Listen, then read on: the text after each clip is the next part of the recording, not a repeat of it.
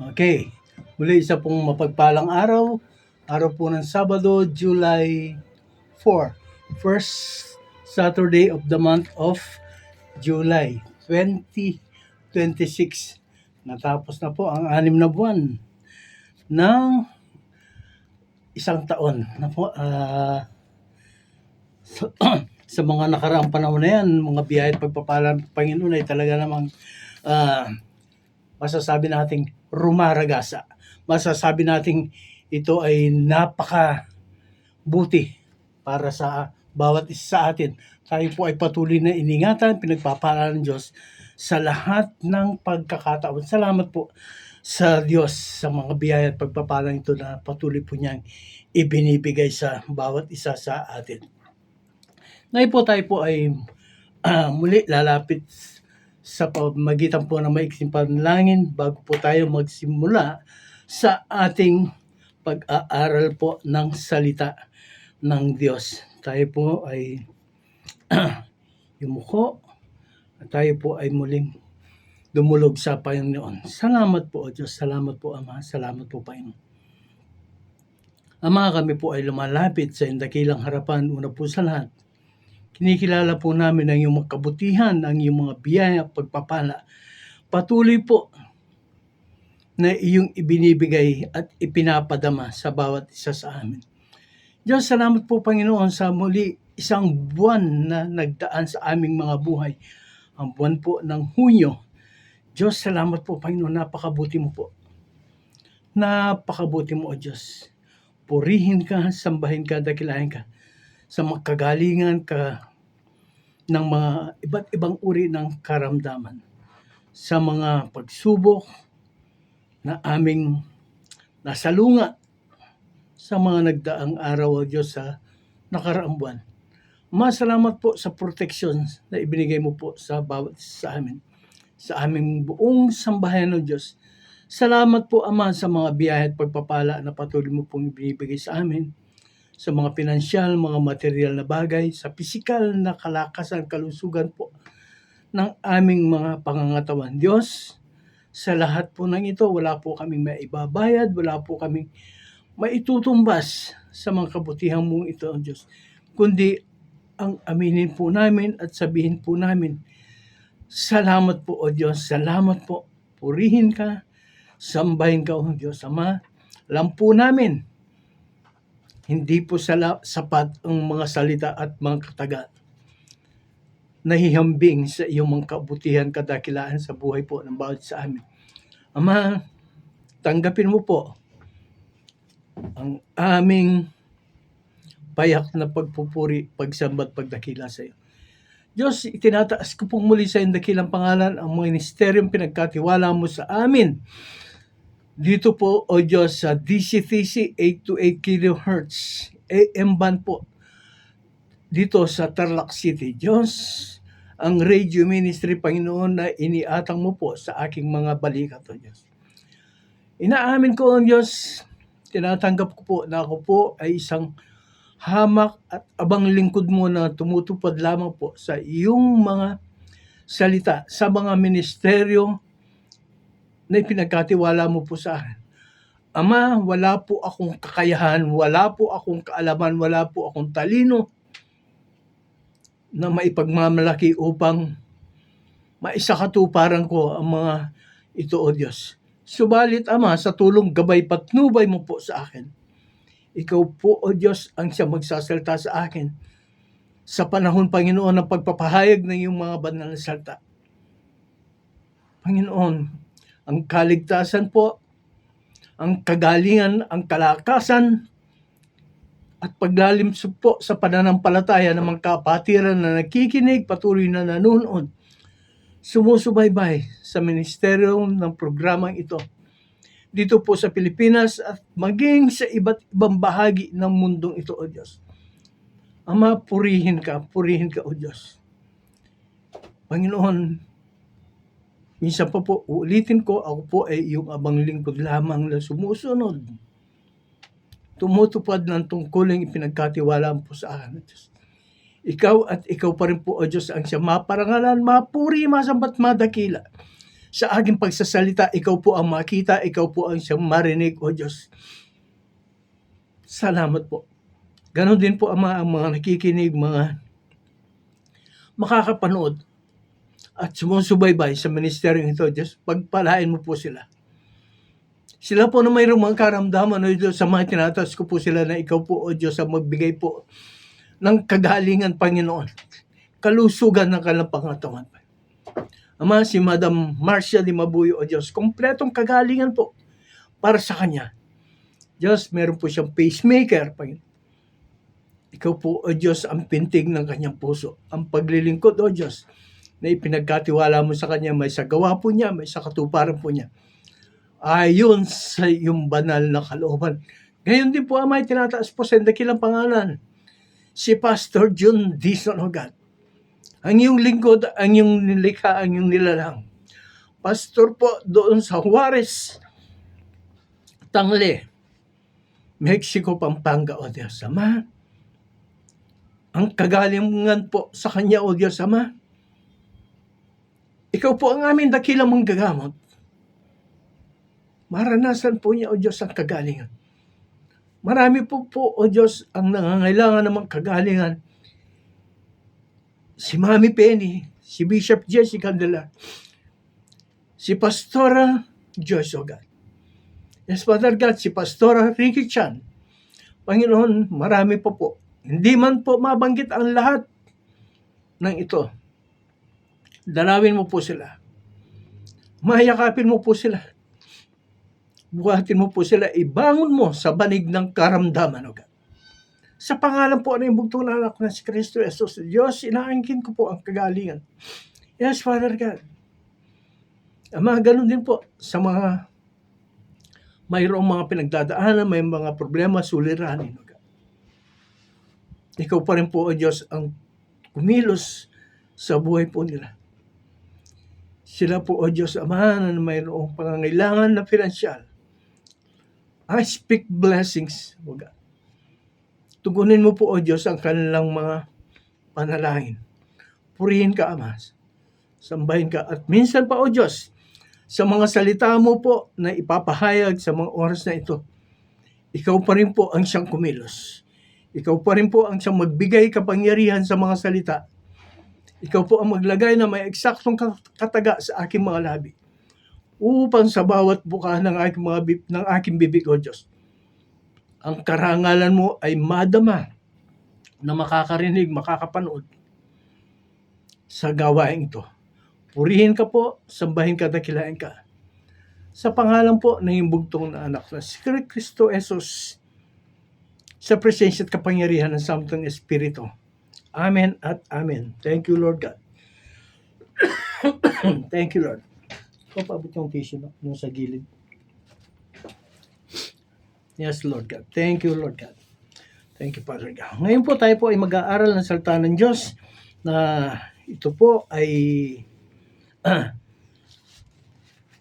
magpapasimula po tayo ng isang serye ulit. Ito po. Magpapasimula po tayo ng isang serye. Okay. Thank you, Lord. Sa serye po na ito ay matutunghayan po natin ang isang bahagi ng salita ng Diyos na kung saan tunay ang kanyang pagkilos, tunay ang kanyang mga biyaya at pagpapala. Purihin ka, Ama. Sambahin ka, O Diyos, dakilain ka, Panginoon. Yes, Lord God. We pray with the help of the Holy Spirit. Salamat po, Diyos. Okay. Magipagbukas po kayo ng inyong mga dalang Biblia. Ano po? Inaasahan ko po na sa mga panahon ito ay meron na po kayong Biblia. Matagal-tagal na rin po tayong magkakasama. Ano po?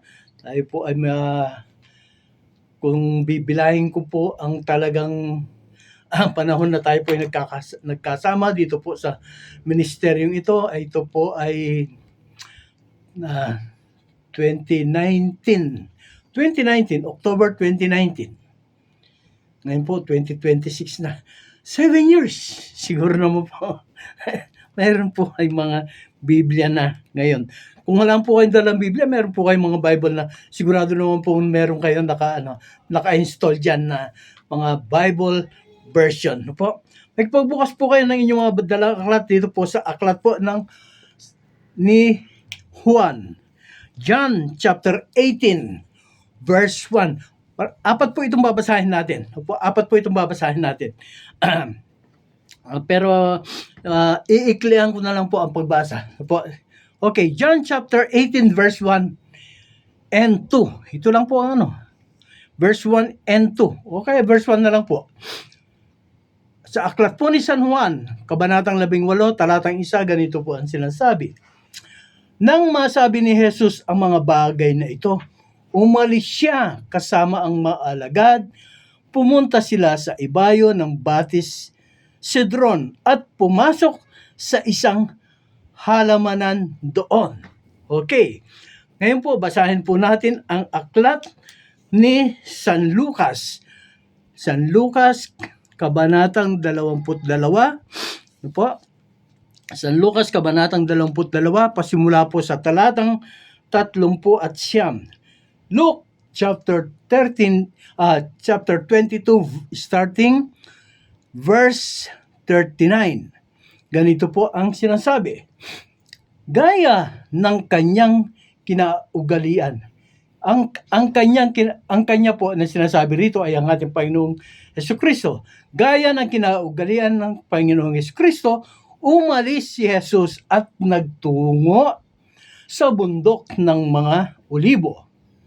At sumama ang mga alagad. Mahin po, tandaan po ninyo. Sumama ang mga alagad.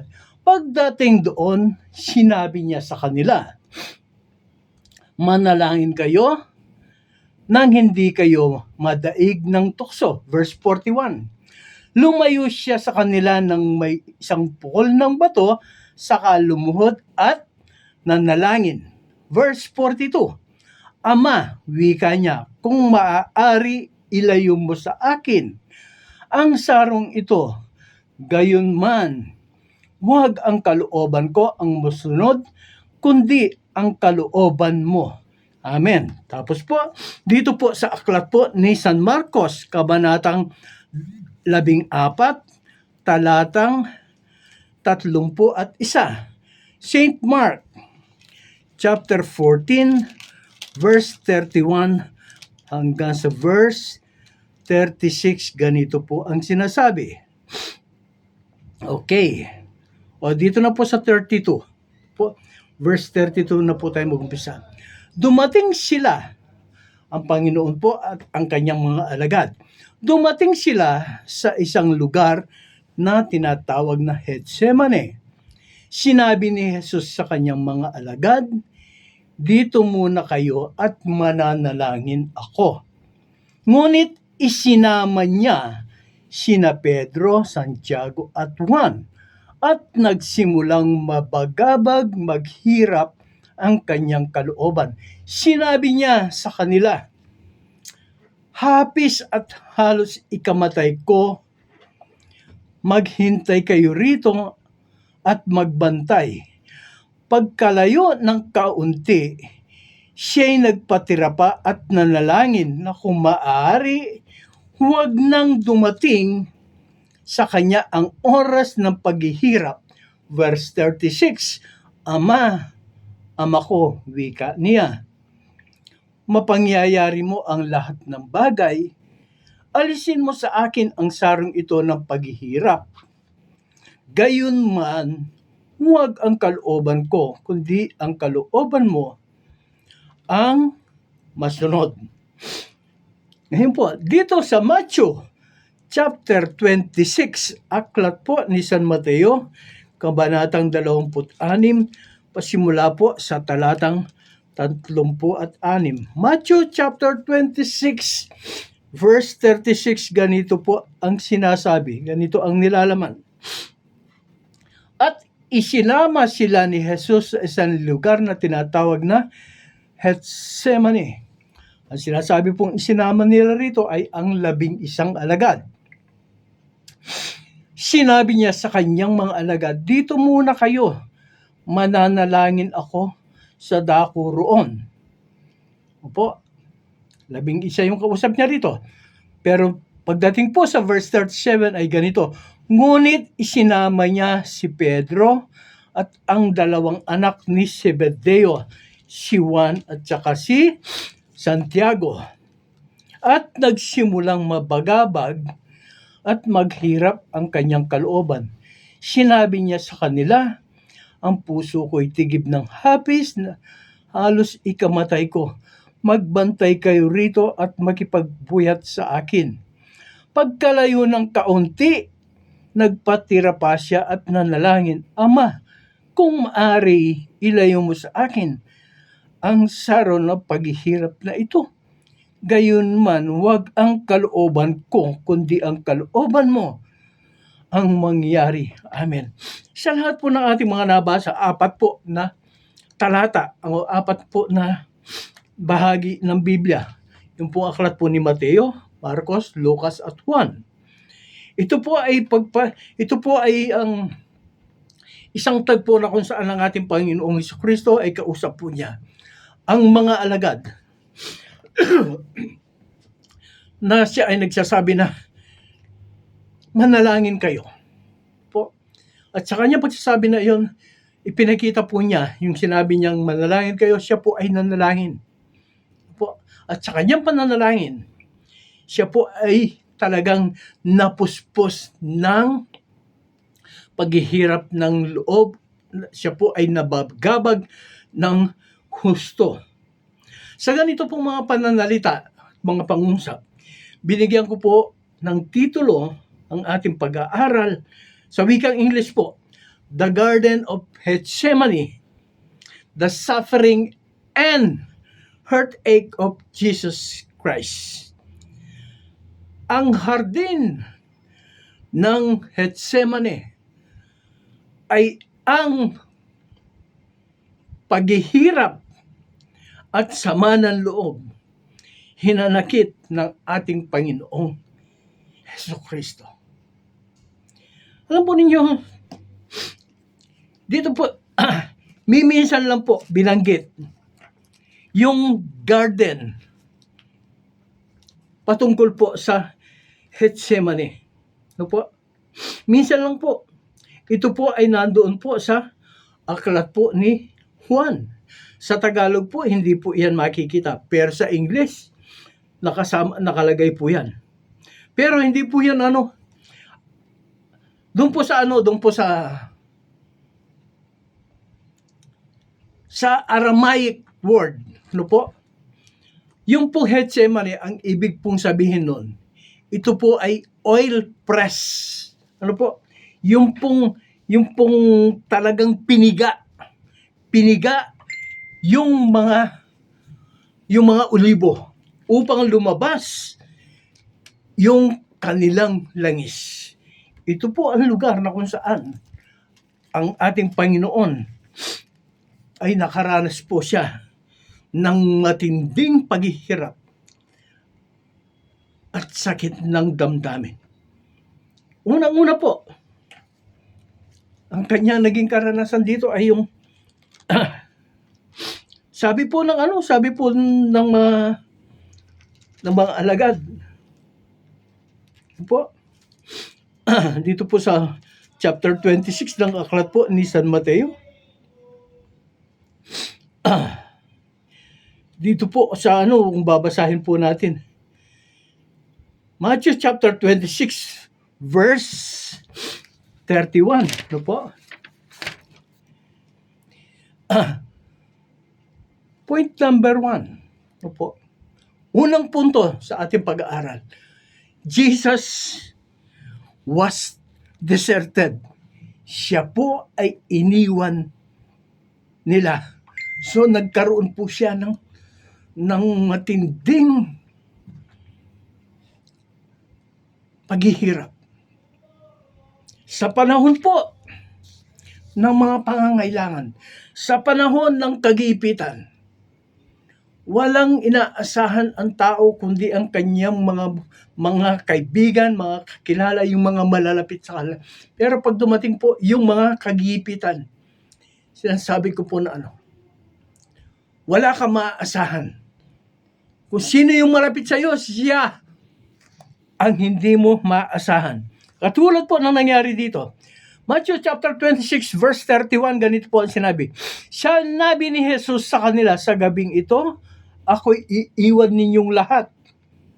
Gaya ng sinasabi sa kasulatan, papatayin ko ang pastol at mangangalat ang mga tupa. Verse 32, ngunit pagkatapos na ako'y mamuling mabuhay, mauuna ako sa inyo sa Galilea.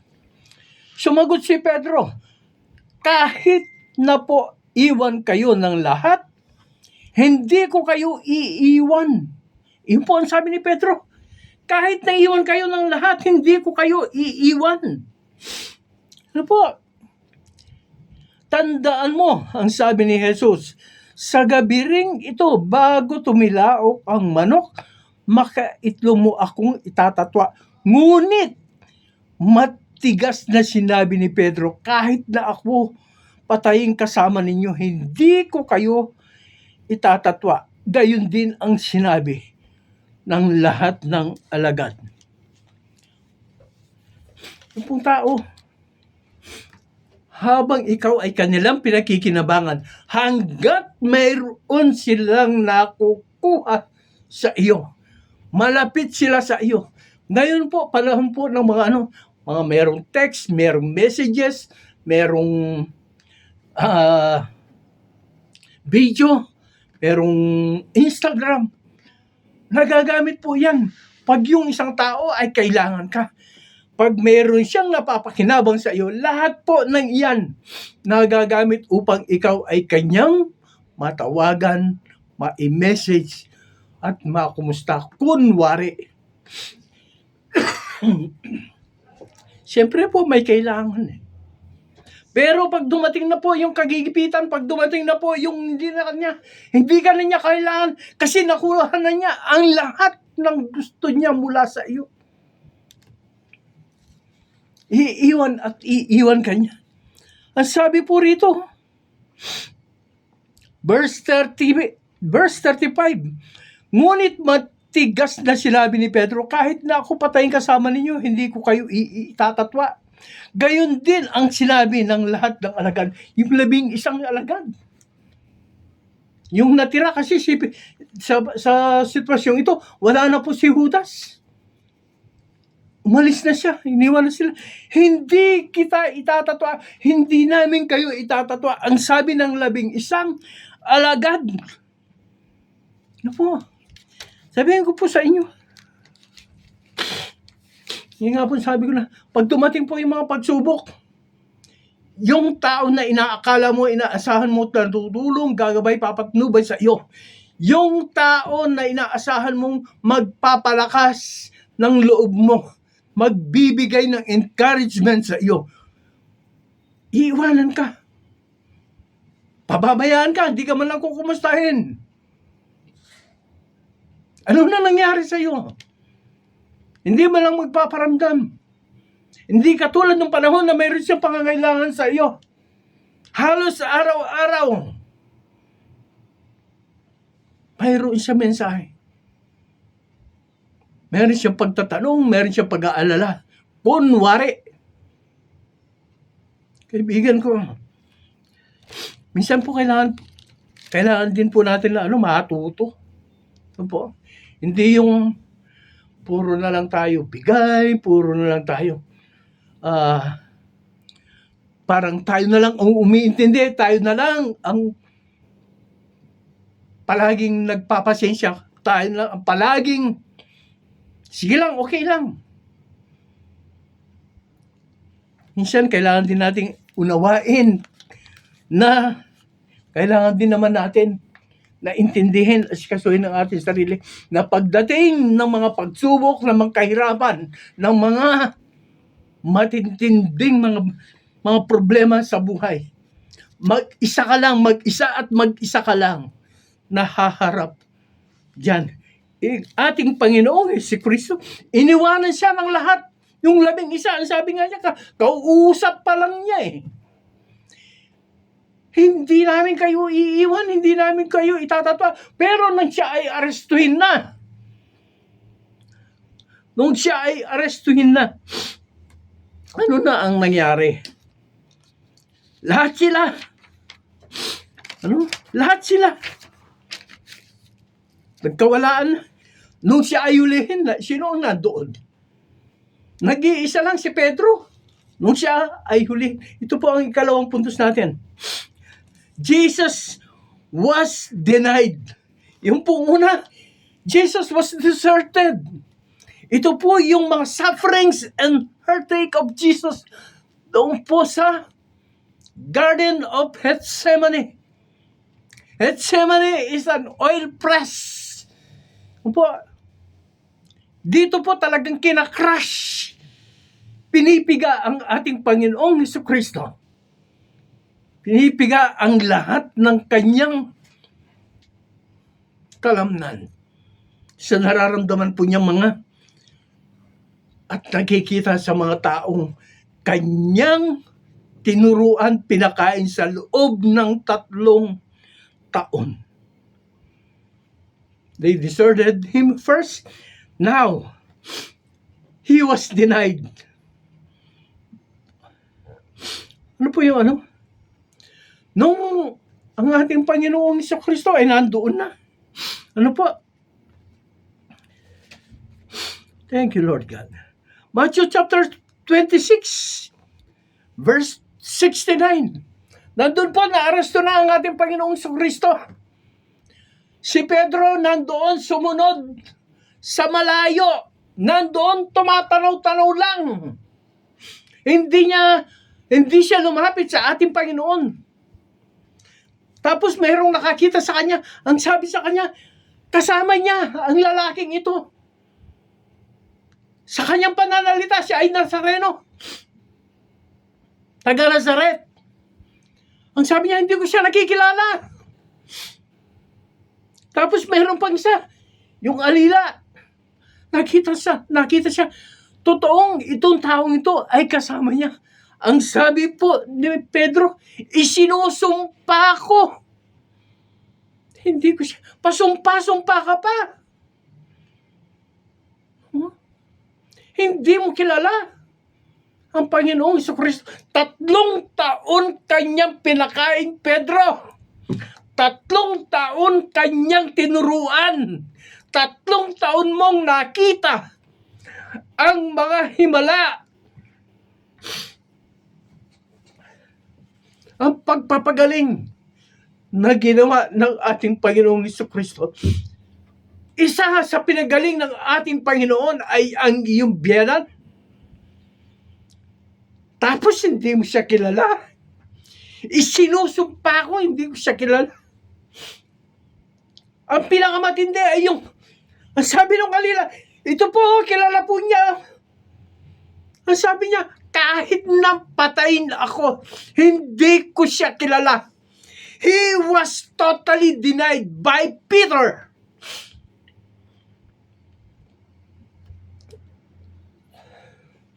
Ano kaya mararamdaman mo? Kung kasama mo ng matagal na ganon panahon, tapos sasabihin, hindi ka kilala. Ano po ninyo nangyari sa akin yan eh? Literal po na nangyari sa akin yan. Classmate ko nung high school. Kasama ko siya 4 na taon kaming nagkasama sa high school. Isinama niya ako doon sa kanyang pananampalataya. Nagkasama kami. Lumipas ang mga araw, mga taon. Graduate na kami. Nakarating siya ng ibang bansa. Nagkaroon ng reunion. Isa ako sa mga host, tagapagsalita doon sa reunion. Katabi ko ang taong ito. Siyempre, dollar siya. Sa Amerika siya nakatira eh. Eh ako, magkano lang ang pera ko? Alam po ninyo, week after ng reunion, mayroong nagtanong sa kanya, Ito po, ba't alam ko, kasi po, nakakakwentuhan ko po yung kinausap niya. Si Gilbert, nakita mo? Ang sabi po niya. Tapos, hindi ko siya nakita. Ang sabi po nung kausap, hindi ka raw niya nakita. Sabi ko, pambihira naman, hindi niya ako nakita, magkatabi kami sa upuan. Ako ang isa sa mga host. I was denied doon sa isang taon na yun na itinuring ko na isa kong kaibigan. Pero hindi. I was denied by him. Hindi lamang po yan. Kasama ko sa pananampalataya din. Wala na, iba na yung pananampalataya. Nung nag-aral po ako sa paaralang Biblia, 2 taon kong kaklas, 2 taon kong kasama sa seminaryo. Alam po ninyo, hindi ko maintindihan. Ba't mayroong mga ganun tao na? Mayroong lumapit sa kanya na isang pastor din. Tinanong po ako sa kanya, si ano, kumusta? Hindi ko po siya kilala. Hindi ko po siya kilala. Kaibigan ko. Hindi naman okay lang sa akin yun eh. Hindi niya ako kilala.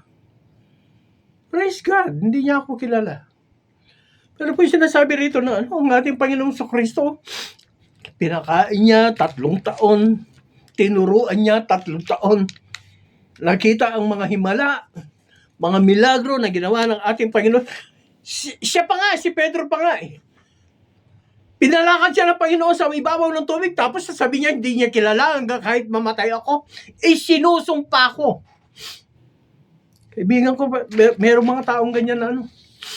Kaya titingnan po natin, I've learned my lesson.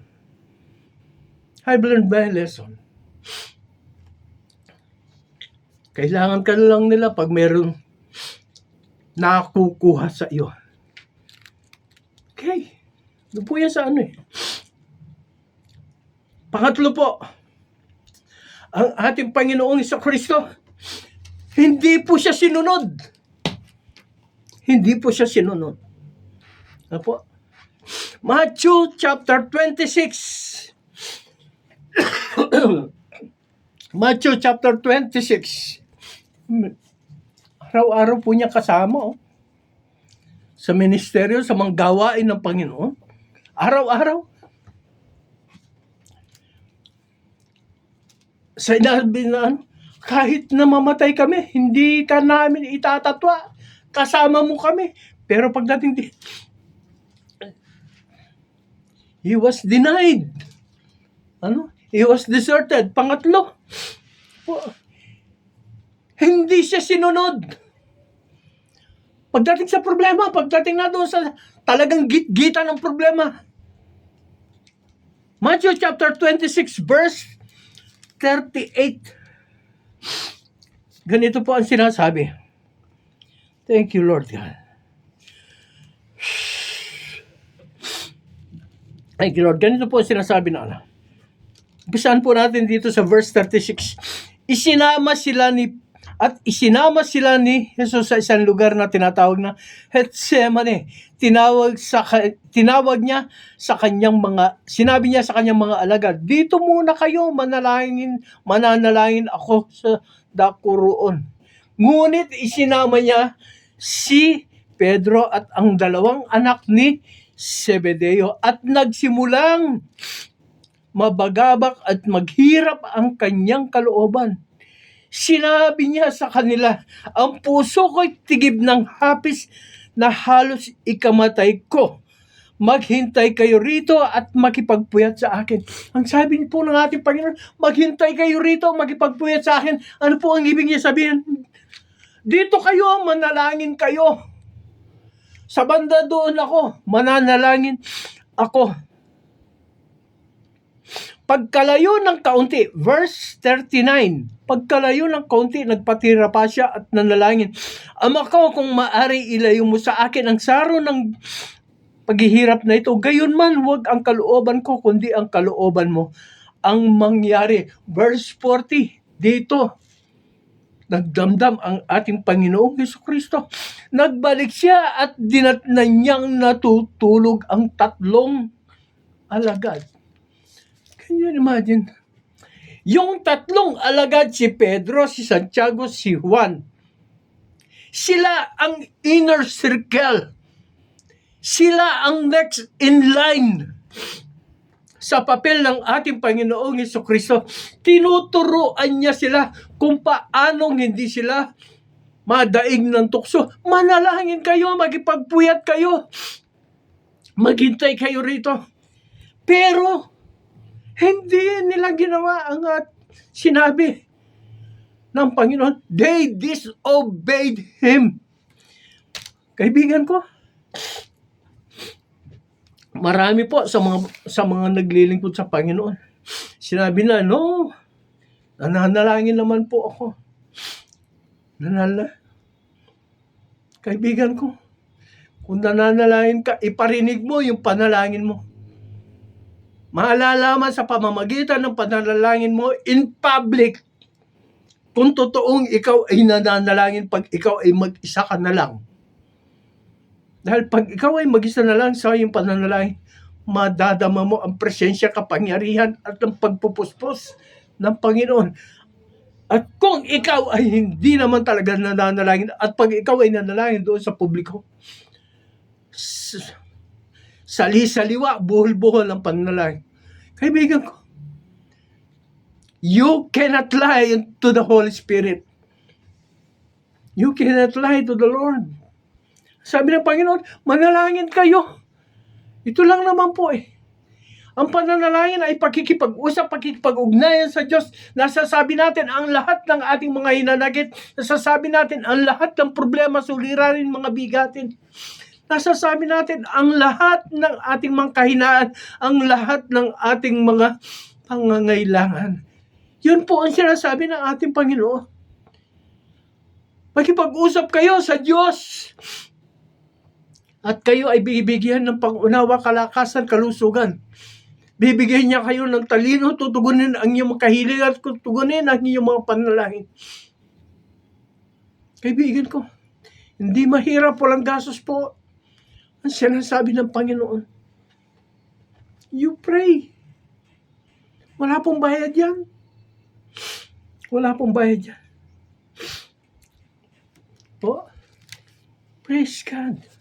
Ano po ang ika-4 na yung po susunod na punto? Anong po ninyo? Yung pang-4 na punto. Ano po? Ito po ang pinakamabigat na alam kong naranasan na daman ng ating Panginoon. Dito po sa aklat po ni San Marcos, chapter 14. Ano po? Chapter 14, pasimula po sa verse 27. Marcos, chapter 14, beginning verse 27. Ganito po ang sinasabi. Thank you, Lord God. Verse 27. Ganito po ang sinasabi. Sinabi ni Jesus sa kanila, ako'y iiwan ninyong lahat, sapagkat nasasaad sa kasulatan, papatayin ko ang pastol at mangangalat ang mga tupa. Ngunit pagkatapos na ako'y muling mabuhay, mauuna ako sa inyo sa Galilea. Sumagot si Pedro, kahit po iwan kayo ng lahat, hindi ko kayo iiwan. Tandaan mo, sabi ni Jesus sa kanya, sa gabi ring ito bago tumilaok ang manok ay makaitlo mo akong itatatwa. Subalit matigas na sinabi ni Pedro, kahit ako'y patayin kasama ninyo, hindi ko kayo itatatwa. Gayon din ang sabi ng ibang alagad. Verse 31. Verse 32. Dumating sila sa isang lugar na tinatawag na Getsemane. Sinabi ni Jesus sa kanyang mga alagad, dito muna kayo at mananalangin ako. Ngunit isinama niya sina Pedro, Santiago at Juan. Nagsimulang mabagabag at maghirap ang kanyang kalooban. Sinabi niya sa kanila, ang puso ko'y tigib ng hapis na halos ikamatay ko. Maghintay kayo rito at magbantay. Verse 35. Pagkalayo ng kaunti, siya'y nagpatira pa at nanalangin na kung maari huwag nang dumating ang oras ng paghihirap. Ano po ang sabi ng ating Panginoong Jesucristo? Sana huwag nang dumating ang oras ng paghihirap na ito. Verse 36, Ama ko, wika niya, mapangyayari mo ang lahat ng bagay, alisin mo sa akin ang sarong ito ng paghihirap o gayon man wag ang kalooban ko, hindi ang kalooban mo ang siyang masunod. Ito po yung ano ng ating Panginoon. Verse 38, lumayo si Jesus at nanalangin muli. At ang dati niyang kahilingan ang siyang sinambit at nagbalik siya. Ano po yung sinambit niya? Ama, kung maaari ay alisin mo ang sarong ito ng aking paghihirap. Subalit hindi ang kalooban ko ang mapangyari, kundi ang kalooban mo. Ano po? Pangatlong beses, verse 41, sa ikatlong pagbabalik niya ay kanyang sinabi, tulog pa ba kayo hanggang ngayon? Kayo ba'y may mamahinga? Tama na. Dumating na ang oras ng anak ng tao ipagkakanulo sa masama. Ang ating Panginoong Jesucristo, 3 beses po siyang nanalangin sa Diyos. Ang sabi po niya, Ama ko, kung maaari po ay ilayo mo sa akin ang saro ng paghihirap na ito. Sapagkat alam ng ating Panginoong Jesucristo kung ano ang bigat na kanyang papasanin. Kung ano ang mga parusa. Kung ano ang kapalit ng kanyang pagsunod sa Ama. Sapagkat ang bigat na sa kanyang mga balikat ay ang bigat ng kasalanan ng buong mundo. Hindi lamang na kasalanan ng ilang tao. No po? Hindi lamang po ang kasalanan ng ilang tao. Ang kasalanan po ng buong Pampanga, buong Tarlac, buong Nueva Ecija, buong Cabanatuan, buong Baguio, buong Manila, buong Central Luzon, buong Visaya at buong Mindanao. Ang lahat po ng yan, maging kasalanan po ng buong mundo ay nandoon sa balikat ng ating Panginoong Jesucristo. Ang kasalanan ko man lang ay sapat na upang magpabagsak sa ating Panginoong Jesucristo. Subalit yan po ay hindi niya ininda. Ang sabi niya, hindi man po sinabi ng ating Panginoong Jesucristo na, opo, gagawin ko yan.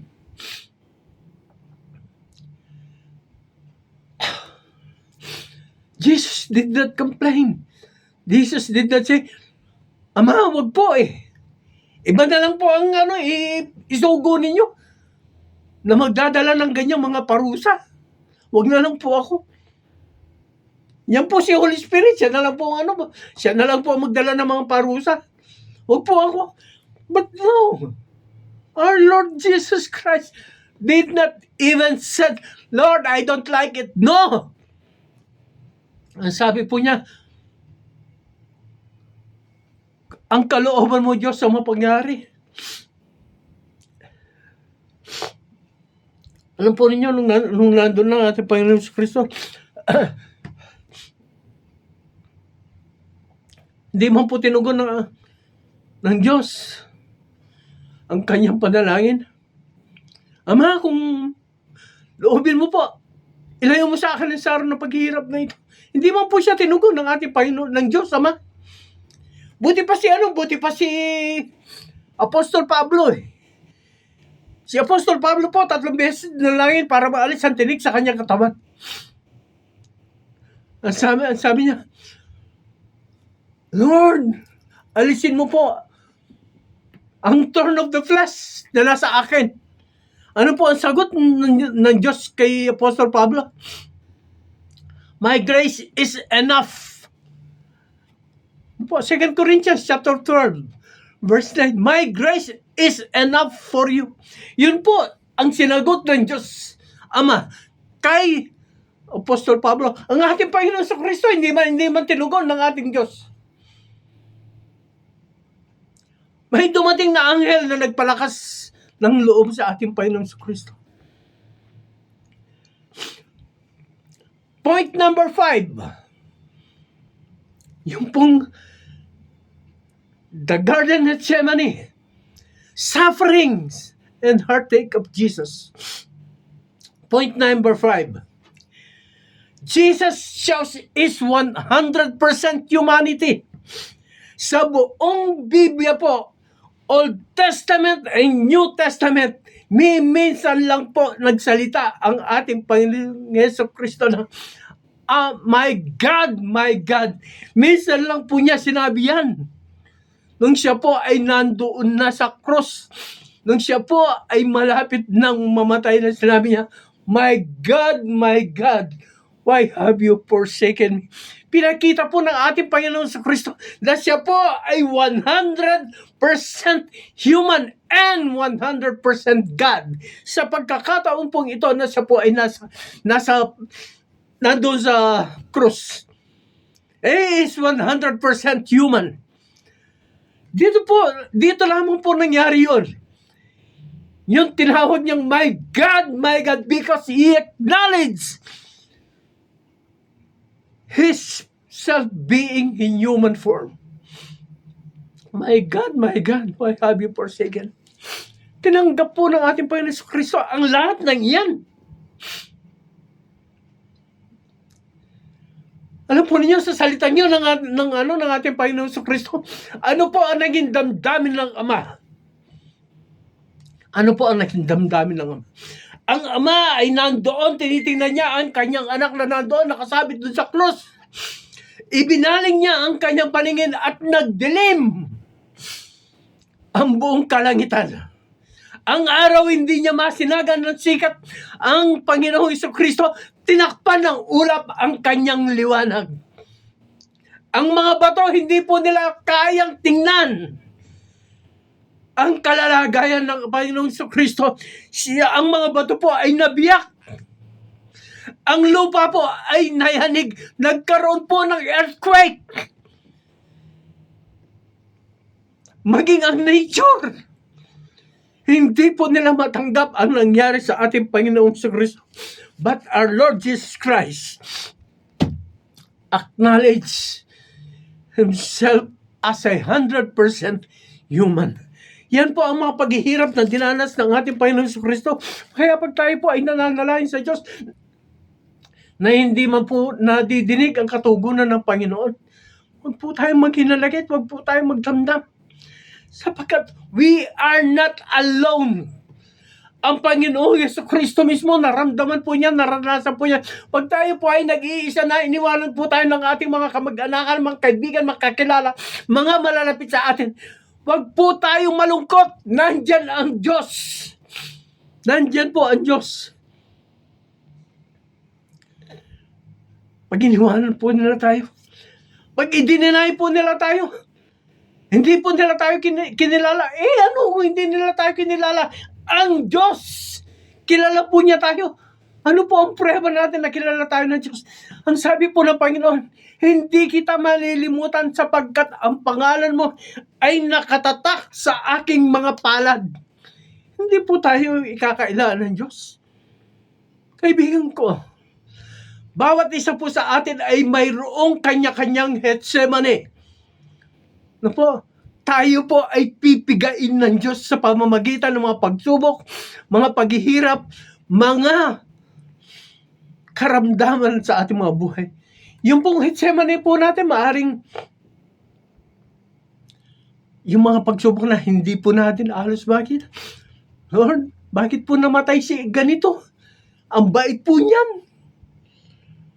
Lord, ba't nawalan ako ng trabaho? Lord, bakit na-aksidente po siya ganito? Yan po ang Getsemane nila na pinadama, pinaranas ng Diyos sa kanila. Kaibigan ko, sa ayaw mo sa gusto, darating at darating yung panahon na ikaw ay dadanas ng iyong sariling Getsemane. Each and every one of us, there is a Getsemane that is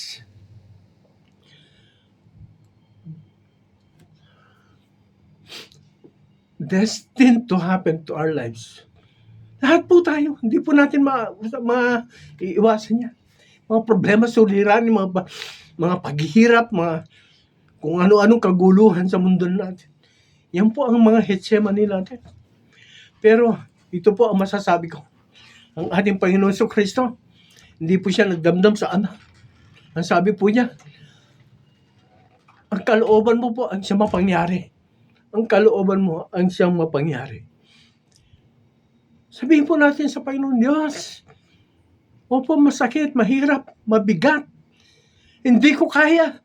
Subalit, O Diyos, ang kalooban mo ang siyang mapangyari sa buhay ko.